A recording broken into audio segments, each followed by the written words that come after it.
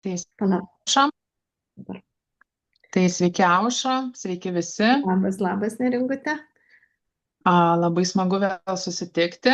Tai mes vėl susitinkam pakalbėti ir kalbam tikrai labai įdomiom ir aktualiom, manau, daugeliu temom, nes tikrai susilaukia nemažai peržiūrų mūsų video, tai tęsiam ir toliau savo repertuarą. Tai šiandien norėtumėm pakalbėti, ar reikia gyvenime turėti žmogui tikslus ir kokią jie įtaką daro gyvenimui. Tai manau, Aušra pasidalins tiek iš savo patirties, tiek aš galėsiu dadėti ir manau, bus visai nebloga tema išrutuliuota. Tai Aušra, reikia žmonėms gyvenime turėti tikslus. Kaip Jūs galvojate? Aš tai galvoju, kad būtina juos turėti, juos tiesiog būtina turėti, tuos tikslus. Ir mano gyvenime tai, žinokit, išbandžiau viską, kas liečia tikslus. Ir daug kas turbūt esat girdėję ir vizualizacijos lentos, ir rašymai, papunkčiui, su datom, be datų. Ir, bet tikslai, ką man asmeniškai duoda, turbūt ir tu pasidalinsi, Neringute, man duoda kryptį. Tokie tikslai, tu jeigu sėdi automobilyje, tu žinai, kur tavo bus galutinė stotelė ir tu žinai, kur tu pakeliui sustosi. Tai toksai, ir tada tu kiekvieną rytą atsikeli ir tu žinai, ką tu turi padaryti dėl to, kad tas tikslas būtų įgyvendintas. Nu, tam tikri žingsniai, ne veiksmai. Ir, ir žinokit, kada tu pats turi kursą, galutinę stotelę, tai dar aš paskui pridursiu, ką aš darau, kad man labiau tai aktyvintųsi. Tai žinokit, tu pakeliui sutinki nuostabius žmonės ir gaunasi, kad tie žmonės tave vis dar nukreipia į tą tikslą. Jie tau padeda dar greičiau pasiekti tą tikslą. Tai man asmeniškai kelionė turint tikslus gyvenime daug įdomesnė. Ir aš labai visokių įdomių tikslų esu pasiekus, kai kurie būna tik svajonė, atrodo, o tampa realybė.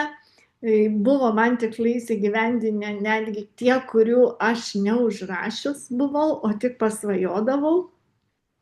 Ir taip pat labai, nu, iš tikrųjų, man asmeniškai tai labai kelia tokį pasitikėjimą tiek Dievu, tiek visatą, kad kai tu žinai, ko tu nori, tai tau atsiranda ir kas padeda, kad tai būtų įgyvendinta. Tai va, tai man labai svarbu tikslai iš tikrųjų. Tikrai taip. O labiau reikia užrašyti tikslus ar vat geriau pasvajoti tiesiog mintise, kaip jums geriau veikia? Aš manau, kad užsirašymas tikslo reikalingas tam, aš tai užsirašau tikslus, jisai reikalingas tam, kad kai tu jį gyvendinsi, tu atsivertęs užrašus, tu galėsi suprasti, kad tu turėjai tokį tikslą. Nes realiai pas mus galvoju labai daug minčių per dieną visokių ir mes daug pamatom, daug sužinom, daug pas mus ateina informacijos, kai kuri informacija užsilieka, kai kuri palieka mūsų, ne, praeina pro šoną. Ir jeigu mes tikslų nerašom ir, pavyzdžiui, va šiandien tu sugalvoji, kad tu kažko nori, ne? Bet jeigu tu neužsirašai ir neišsigrynini, su tuo tikslu reikia dar kažkiek laiko pagyventi, pabūti, pasimatuoti, ar tikrai tas tikslas tau, nes mes labai dažnai kitų pasisavinam tikslus. Oi, ten pamatėm kažką ir aš to noriu, o paskui žiūri, kad nei tu to nori, nei ką. Tai kada tas tikslas užrašytas, tu tada atsiverti ir žiūri, ar tikrai tu ir kad turėti tikslus, tarp kitko mes mokymus turėjome, ne, yra tam tikri klausimai, kaip išsigryninti, kad tikrai tas tikslas tavo. Ir viskas eina per jausmą. Kaip tu jausies, kai tu tą tikslą įgyvendinsi, ar tau pavyksta save matyti įgyvendinus tą tikslą. Jeigu nepavyksta ir nėra jokio jausmo, tai gal tas tikslas ir ne tavo. Nes, nu, aš kaip sakau, va, tas tikslo pasimatavimas labai ir aš tą naudoju visur. Jeigu tai kažkoks ir materialus daiktas, tai pavyzdžiui, mašinas dabar aš važiuoju į saloną, vis matuojuosi, kokios aš maždaug žinau, kokios noriu mašinos, bet aš dar netradau to viduriuko, ne? Tai tik pasimatavus, pravažiavus tą mašiną, pabuvus joje, tu gali išsigryninti, ar tu tokią nori, ar kažkokią kitokią. Tai aš taip beveik visas mašinas įsigijau savo ir man tas pasimatavimas perleis per save, man jisai labai padeda. O kaip tau, Neringa? Taip, iš tikrųjų. Nueiti, atsisėsti, tiesiog pabūt tą momentą, ar tau tinka, ar tau patinka, ar tu tikrai tose rogėse esi, nes kartais atrodo svajoja mane, bet atsiduri arba atsisėdi ir tu matai, kad ne, man čia nepatinka, man čia netinka, aš čia nejaukiai jaučiuosi. Tada aišku, galiu uždavinėti klausimus, kodėl nejaukiai, galbūt tai irgi kaip naujas dalykas, taip pat ir tas toks naujas jausmas keistas būna tau galbūt, bet tiesiog pasižiūrėti ir taip. Man tas tikslų užsirašymas irgi labai padeda. Aš anksčiau irgi gyvenau tikrai gyvenimą turėdama mintise savo kažkokias tai svajonės tikslus, bet kai aš juos pradėjau užrašinėti ir kai pradėjau tiksliai, tarkim, šiandien noriu to ir įsivardinu ir parašau datą iki kada ir dar parašau, nes yra tam tikri dalykai, kad tie tikslai įsigyvendintų, kaip aš sakau, reikia dar tokias sąlygėlės padaryti. Tai aš dabar, kai verčiu tą sąsiuvinį atgal ir žiūriu ir galvoju, kaip fainai, kiek aš jau padariau ir kaip aš jau toli nuėjau ir toks pasididžiavimas net savimi atsiranda labai didelis.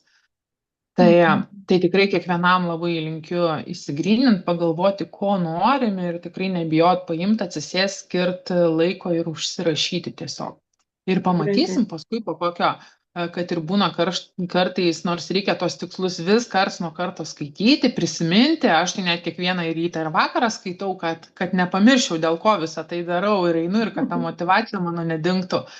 Bet kartais būna, kad pasidedi ir tiesiog pamiršti ir atsiverti ir matai, kad jau dalis labai didelė įsigyvendino. Tai labai smagu. Būtent, kada užrašai ir kai žiūri, ir tas įvyko, ir tas. Ir lygiai taip pat čia su vizualizacijos lenta. Jeigu tu ten priklijuoji kažkokio tai paveikslėlio ir aš visai neseniai savo vizualizacijos lentą seną išsitraukiau, kai aš ten įsidėjus nuotrauką ir daug ten buvau parašiusi sveikatingumo, kad mano ilgi plaukai, tai plaukai jau ilgi ir tikrai kažkaip tie plaukai taip auga ir gan sparčiai. Tai ir tokių ten dalykų parašęs ir su santykiais labai fainu ir viskas realiai, kas ten buvo sudėta, mano viskas yra įgyvendinta. Tai va. Ir labai smagu ir tokį pasididžiavimą jauti, ne, ir tu pamatai, kad tai veikia ir tai reikia daryti tai. Nes tu tada, kaip ir sakė, turi krypti, eini ir žinai, dėl ko visą tai darai, o ne tiesiog, jie tų pirmadienis, jie tų vakaras, rytas šitas, tau tada visai kitaip viskas dėliojasi, tikrai taip. Tai, Aušra, kuo skiriasi svajonės ir tikslai? Tai aš tai bent jau kiek iš to, ką mokinausi ir kaip supratau, tai svajonės jos yra mūsų mintyse, daugiau tokiam mentaliniam lygmenį. Ir kada mes užrašom ant popieriaus ir parašom gairės, ir kiek mes laiko tai norėtume padaryti ir taip toliau, tada tampa toks kaip ir tikslas, kaip žinai, tada perkeliam į tą materialų pasaulį. tą svajonę, užrašome, aprašome ją, kaip mes jaučiamės, kodėl mums to reikia, kodėl mes to norime, kaip mes jausimės, kai tą įgyvendinsim. Tada užrašymas persikelia jau į fizinę pasaulį, o paskui vyksta jau ir realybėje. Tai nors, kaip ir sakau, buvo keletą pas mane momentų, kada veikia spontaniškai, bet tos svajonės, jos nebūna tokios, prie kurių tu prisikabini labai stipriai, ne, ir atrodo, o jeigu neįgyvendinsiu, tai čia man kažkas bus blogai. svajonė, kada tu apie ją galvoji ir tau gera, tu jauti kaip faina. Pavyzdžiui, paprasti dalykai, aš nežinau, ar tu tą naudoji, Neringa, aš tai nežinau, ar tai galima prie tikslo priskirti ar prie ko. Vat pavyzdžiui, aš esu baigus Silva metodą, ne, intuicijos valdymo seminarus mokinausi. Tenai paprastas dalykas, pavyzdžiui, aš važiuoju iš namų, ne, ir važiuoju kad ir į prekybos centrą ir aš žinau, kad man reikės mašiną pasistatyti. Ir kitą kartą tu atvažiuoji ir matai, kad kamštis ten kažkas tai vyksta, renginys ir nėra vietų. Tada aš tiesiog įkvepiu ir sakau, aš pastatau mašiną ten, kur man reikia, čia ir dabar. Ir žinok, atrodo, tu dar tik įvažiuodini į aikštelę ir žiūrėk, tau prieš nosį kas nors išvažiuoja ir tu pastatai mašiną. Tai man vyksta šitie dalykai labai dažnai. Šitą naudoju metodą.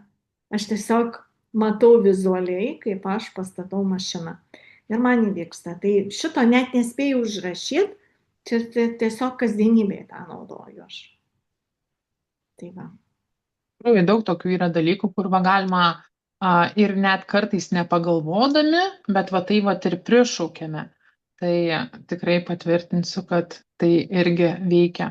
Veikia, ne? Tai jo, man irgi veikia taip ir aš būna irgi, jeigu turiu laisvą kokį laiką ar važiuoju mašiną ar kažką, tai irgi tiek ir dėkingumas tas, kuris Būtent. tiesiog už tai, ką turiu, jo, už tai, kur važiuoju, už tai, ką pasiekiau ir tiesiog irgi, jeigu kažkokia, žinau, kad į kažkokį kitą miestą ar ką, bet tu man padėsi, aš žinau, kad nuvažiuosiu, man viskas bus gerai. Ir tiesiog visada žinau, kad tikrai pasieksiu savo tikslą ir viskas bus super. Tai. Jo, tas toksai gaunasi, kad mentaliniam lygmenį šiek tiek kaip ir programavimas, ne, ir tas protas gauna uždavinį. Pavyzdžiui, tau reikia nuvažiuoti į Klaipėdą, pravesti gal kažkokį renginį ar sudalyvauti. Ir gal tu, jeigu būna nauja tau kažkas, ne, tas jauduliukas, bet vis tiek tu priėmei tikslą, kad tu ten važiuosi, kad tu ten dalyvausi ir tada per save aš tokį kaip filmą praleidžiu, kaip ten viskas bus, kaip žmonės bus, jiems atsakyti jų poreikiai, kaip jie bus patenkinti. Ir kaip tu jausiesi, kad kažkam padėjai, ne, kažkam parodėjai kažką, kažkas naujo, kažką išgirdo. Ir tas toks dalykas, kai tu prasuki tą galutinį rezultatą, savijautą, ir iš tikrųjų viskas taip ir praeina. Tai irgi yra ta tokia kaip kelrodė žvaigždė, tavo tos dienos, tavo planas, tavo tikslas, pabūt, sudalyvaut, kažkam padėti, pačiai gerai jaustis, kitiem padėti gerai pasijausti. Bet labai gerą dalyką paminėjai, Neringa, dėkingumas. Nežinau, kas mane klausys. Aš iš tikrųjų visą laiką dėkoju už tai, kas įvyko, bet aš ir dėkoju už tai, kuo aš šiandien tikiu, už tą dar neįvyko, bet aš jau dėkoju, kaip įvyko. Tas iš anksto, už tą savijautą, už tą ir tikslus, kuriuos šiandien dienai turiu užsibrėžus, tokie, gal sakyčiau, jau mano akimis jie dideli, aš žinau, kad jie jau yra kažkur įgyvendinti ir aš jau dėkoju, kad jie yra. Ir kiekvieną labai geras dalykas. Jo, kiekvieną dieną aš dėkoju už tai, kad tai įvyko, kad man buvo atsakyta, atsiliepta ir matyti, kad jau tai įvykę. Jo, ir man netgi kartais būna, jeigu mane užvaldavo kažkoks tai stresas, labai arba nerimas didelė, arba baimė, neatrodo, ir tiesiog sustoji ir galvoji, viskas bus gerai ir ačiū labai už viską, kas ir bus ir kas yra dabar ir tiesiog pradedi taip, aš tai taip ir lengvai pakvepuoju, padėkoju, tiesiog apsiraminu ir sakau, o kas atsitiktų, jeigu kažkas įvyktų, ne, ko labai bijau. Oi, čia nespėsiu viską, jeigu aš nespėčiau, tai kas įvyktų, nieko, vėliau atvažiuotų mane, vėliau prisijungtų. Ir tiesiog taip jo, visiškai save nuramini. Ir toj situacijoj tada sėdi į mašiną, išvažiuoja ir viskas lyg ir gerai ir netgi super gerai įvyksta. Tai tikrai reikia nepasimest tokiose situacijose ir jeigu ką sustoti ir padėkoti ir tiesiog šiek tiek laiko skirti savo, nebėgti, lėkti tempe ir tada iš viso gaunasi didelis labai chaosas. Tai Aušra, o ką daryti, jeigu žmogus praranda savo tikslą arba jo nepasiekia gyvenime? Visokių būna gi etapų. Aš tai žinokit galvoju, kad ir mum būna, kad mes, tada tu labai turi gerą progą pasitikrinti visų pirma, ar tikrai tavo tas tikslas ir pasižiūrėti, ar tu tikrai viską padarai, kad tas tikslas būtų įgyvendintas, kas buvo iš tavęs. Nes kaip nebebūtų, visata padeda darančiam žmogui, ne? Nes, nu, tikrai neužtenka sėdėti, medituoti, vizualizuoti, dėkoti. Nu, yra tam tikri veiksmai, tu turi būti labai jautrus tam, kokios tau ateina idėjos, pasiūlymai iš kitų žmonių ir tuos veiksmus, kaip nebebūtų, reikia eiti pačiam padaryti arba pasinaudoti, ką rekomenduoja tau. Tai vat tada užduoti savo klausimą, ar tikrai tas tikslas mano ir ar aš tikrai viską padariau, kad jisai būtų įgyvendintas ir jeigu jisai tikrai tavo, tai tu tiesiog vis tiek darai, kol padarai. Tai tiesiog laiko duodi tau daugiau, ne? O galima keisti tikslus? Keičiasi? Keisti tikslus?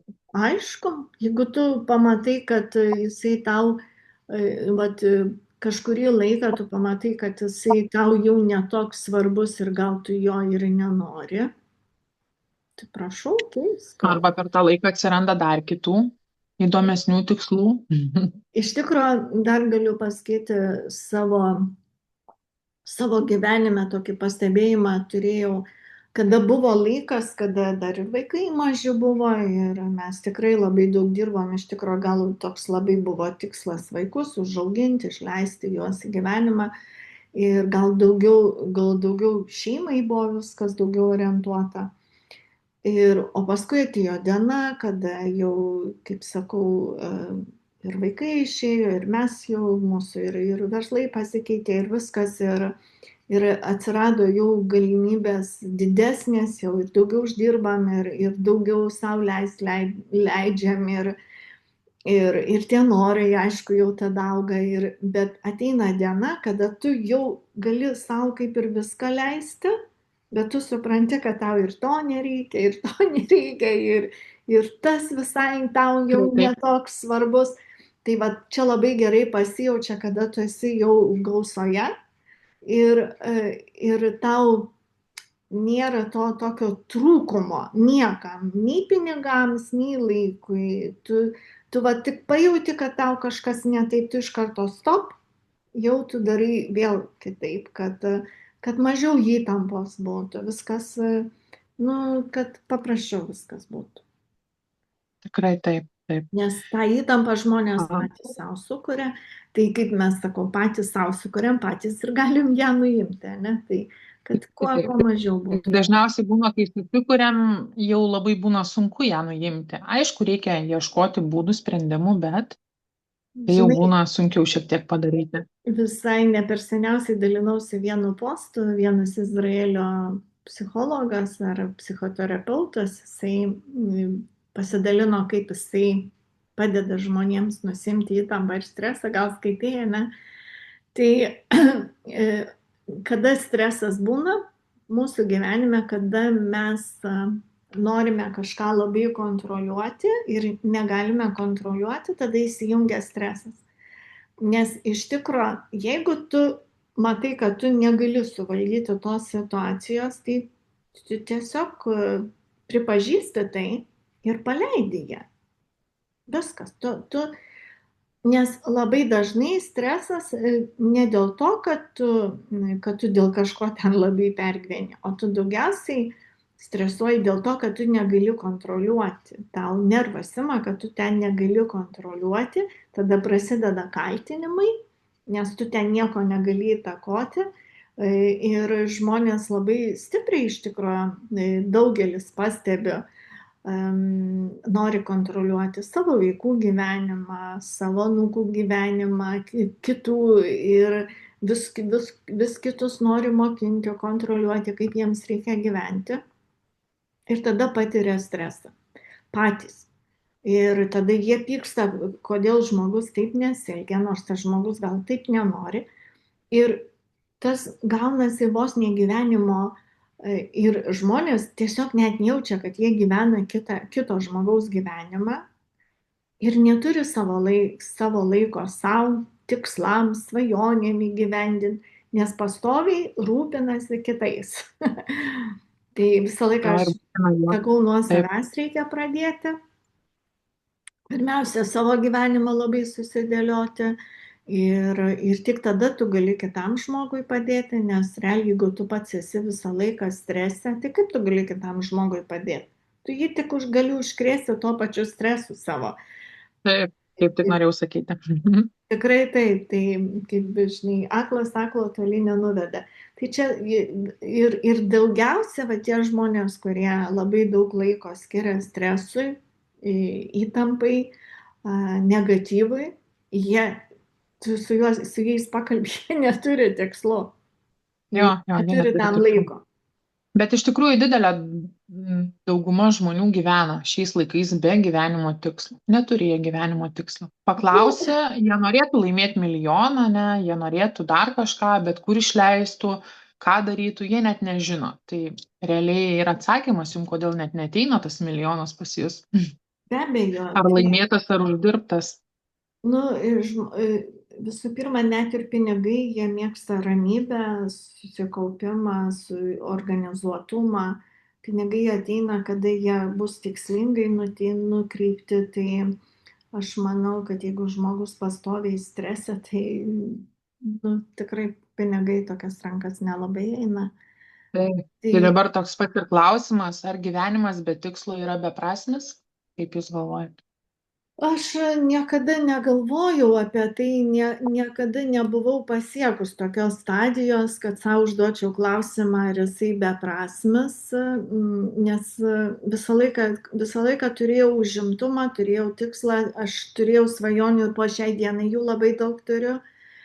Tai man gyvenimas labai turi didelę prasme ir aš labai dar noriu daug šalių aplankyti, kur dar nesu buvus. Aišku, labai daug jau ir buvus esu, bet man patinka vis nauja kažkokia šalis. Dabar turiu tikslą kuo daugiau žmonių padėti, sveikiem būti. Tai man jisai turi prasme. Kitų gyvenimas, jei po teisybei, tai aš labai nesigilinu. Nu, tiesiog dabar šiai Sunku dienai. net įsivaizduoti, ne, kai niekada atrodo neturėjai va to gyvenai Nu, visada su tikslu ir Man, kažkokiu svajonė. man net Jo. neįmanoma įsivaizduoti, kaip galima gyventi žemėje tarp žmonių ir sakyti, kad gyvenimas beprasmis. Aš neįsivaizduoju, kaip taip Taip, iš galima. tikrųjų. Reikia tada požiūrį keisti, reikia žiūrėti kitokiu kampu, kaip aš sakau, pradėti gyvenimą žiūrėti. Bet tai aišku, gali padėti knygos, tai gali saviugda padėti, Mažiau žiūrėti bendruomenė. televizorių. Jo, mažiau žiūrėti iš tikrųjų žinių, televizoriaus, nes ten labai didelė dalis negatyvo yra, bet tiesiog čia kiekvienas žmogus pasirenka, bet ir bendruomenės, junkitės į bendruomenės, kuriuose yra žmonės, į kuriuos norėtumėte Pavyzdžiui, mūsų, ne? Taip, tikrai, kur galima ir mokintis, ir viens iš kito, ir susiburti, ir susitikti, ir Tikrai taip. pasidalinti, ir labai labai smagu. Aš iš tikrųjų matau nuostabias moteris, aš labai džiaugiuosi savo komandos moterimis, kur tikrai man pavyzdys yra ir aš galvoju, Dieve, dar man tik tai tiek metų ir aš irgi taip noriu, aš irgi taip gyvenime noriu, aš irgi taip, nes, nu, iš tikrųjų Tikrai labai taip. didelis rodmuo ir kelrodė Bet kas seka. įdomiausia, Neringa, tiesiog gal ir buvo mūsų tas tikslas dar kažkiek ir atrasti tą nuoširdžią tokią bendrystę, matyti aplink save tuos augančius žmonės, kurie nori savo gyvenime dar kažką, ne? Ir visata tiesiog mums nedalyvaujant po truputį mūsų kelią atveda tokius žmonės, ne? Ir mes Taip, tikrai. susipažįstam su jais per visur ir ir per Facebooką, ir gyvai, ir visokiose kelionėse, ir kokie nuostabus aplinkų žmonės. Ir iš karto tu pajauti, su kuriuo žmogum tau įdomu, iš kurio tu gali kažką dar išmokti, ne? Ir realiai iš karto ir pajauti žmogų, kuris jau kaip ir nusivylęs, kaip tu sakai, gyvenimu, gal jisai prasmės to gyvenimo nemato, nors man labai sunku tai suvokti. Bet kadangi mes judesy, tai mes daugiau turbūt sutinkam tokius, kurie irgi yra judesy. Jo, yra visokių, šiaip sutinki Taip, visokių. Aš tai visada, man tai daug kas sako, kad tu pamotyvuoji, sako, eiti, judėti, daryti kažką kitaip, kitų kampų, nors aš žinokit, net atrodo, nu tiesiog, tu tiesiog gyveni, daliniesi. jo, gyvenu, dalinuosi ir man tiesiog taip gaunas natūraliai ir aš net nemokinu ir tikrai nenoriu kažko pakeisti pas kažką, bet vat, žmonės tai išvelgia ir labai smagu tai. Ir taip man irgi, man iš viso aplamai tas gyvenimas, kaip aš pradėjau labiau gilintis, dėl ko man visa tai, koks mano tikslas yra gyvenime, man labai daug pradėjo ateiti atsakymų. Ir kai aš juos pradėjau šifruoti, man tada, žinokit, ir žmonės atėjo, ir galimybės, ir viskas atrodo taip gražiai susidėlioja. Ir tada tu mokiniesi, eini ir mokiniesi, kad va, tau reikia gyvenime turėti kažkokį tikslą, kad tu siektum mane, nesako, kaip, pavyzdžiui, tau duoda taikinį ir kaip tu be lanko pataikytum mane, nu niekaip nepataikytum. Tai va, tai taip ir gyvenime tu turi turėti va, taikinį, kur tu taikytum ir va, eit mažais žingsniais, ne, susidėlioji savo planą, viską ir eini ir po truputį darai. Ir sakau, kaip tu pamatai, kad tai vyksta, kad tai tokia euforija apima, kad tikrai labai smagu. Aš vis tą asmenį turiu, jis jau pas mane jau toksai jau apiplyšęs viską, bet aš žinokit, taip atsiverčiu, smagu, kaip fainai, tai tikrai labai. Tai Labai aš dar smagu. pabaigai, mes jau čia nemažai kalbam, bet vis tiek aš manau, kad žmonėm įdomu bus paklausyti. Aš vakar tokį, šiaip galiu pasakyti, aš visą laiką klausau kažkokius ar filmus, ar video, ar kažkokius tai įrašus, kur mane vis kažko mokina, nu, tobulėti, ne? Sąmoningumo gal kažkokio. Ir vakar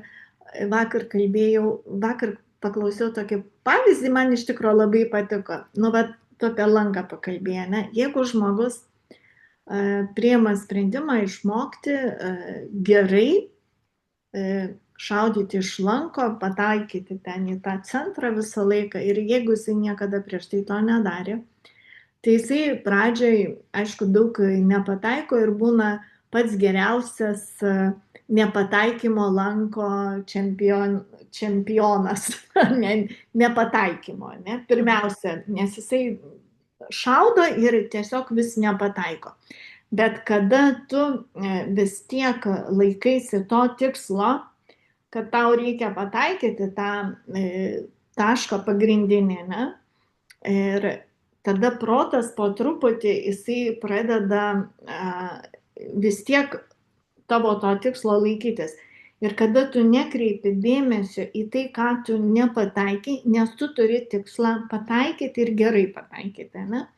Ir tu vis tiek šaudai, repetuoji ir ateina diena, tu pradedi vis daugiau pataikyti, daugiau, paskui jau labai gerai pataikai. Tai tik tai iš praktikos. Iš praktikos. Tai jeigu pradžioje tu nepataikymo čempionas būni, tai paskui tu gali pereiti į tą pataikymo čempioną, kada tu jau pataikai. Bet taip veikia mūsų protas.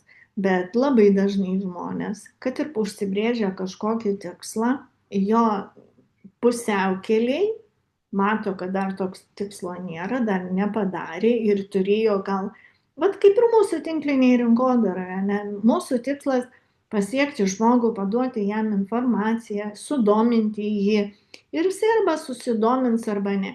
Ir jeigu tu daugiau dėmesį kreipsi į tuos, kurie nesusidomino, tai pas tave tikslas reiškia nukrypsta jau į tą pagrindinį, kad surasti tą, kuris įdomu, sutikti, ne? O kaip mes sutiksim? Tik tai darimo būdu. Tai gali būti, kad tau reikės 100 žmonių sutikti, kurie pasakys ne. kol tavo tikslas bus surasti tą vieną ar du ar penkis, kurie pasakys taip. Jeigu kalbėt apie verslą, vartotojų, aišku, mes daug kur turim, bet verslo Taip. partnerių tai labai faina turėti tokių, kurie užsibrėžia, ais darys, žinai, tokia kaip mes. Taip, ir iš tikrųjų ir ateina tokių žmonių ir Aišku, jungiasi po truputį, nėra jų daug, bet aš manau, kad su laiku tikrai bus daug, o aš tai dabar iš viso pasakiau, kad pas mane patys žmonės ateina jau nuo praeitos savaitės ir žinokit, ateina patys žmonės ir taip, man nereikia jų ten taip ieškoti labai ir taip toliau ir jie patys rašo ir patys kreipiasi. Tai tikrai taip, kaip tu bet vis pasakai tiek ir tuo, neringutė darai veiksmus kiekvieną dieną, ne, tai duodi taip, faktas. informaciją. Taip, taip, Taip, taip, tai taip taip. ir Tai yra. yra darbas, kurį tu pati susidėlioji, bet man tai ir patinka. Tai kaip ir samdomam darbė, jeigu tu eini į darbą, bet tu turi kažkokį tai tikslą, tai tu vis tiek gali po darbo kažką tai daryti minimaliai, kažkur tai po truputį, bet vis judėti link savo tikslo. Tai tikrai reikia nebijoti gyvenime svajoti, turėti tikslų ir svarbiausia jais tikėti. Ir kai patikėsi, tai tikrai visos aplinkybės susidėlios ir manau tikrai viską pasieksite. Tai ačiū labai Aušrai už šį pokalbį. Prašau. Baigsim jau šią transliaciją, komentuokite, dalinkitės savo tikslais, savo klausimais, jeigu turėsite. Labai jų lauksime. Gerai, ačiū. Iki neringutė. Iki.